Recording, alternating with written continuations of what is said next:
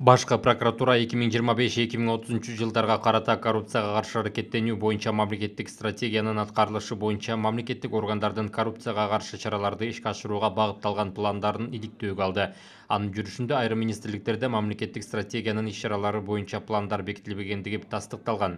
Ошондой эле салык, финансылык чалгындоо, бажы кызматтарында жана мамлекеттик сатып алуулар департаментинин пландарында иш-чараларды аткаруунун так мөөнөттөрү көрсөтүлбөгөндүгү, иш-чаранын айрым пункттары стратегияга ылайык келбегендиги, коррупцияга каршы каралган чараларды жетишсиз эске алынышы жана аларды ишке ашыруу механизмдериндеги боштуктар менен байланышкан кемчиликтер аныкталган. Текшерүүнүн жыйынтыгы менен аныкталган кемчиликтерди жоюу боюнча жогоруда белгиленген министрликтерге жана ведомстволорго сунуштар берилди.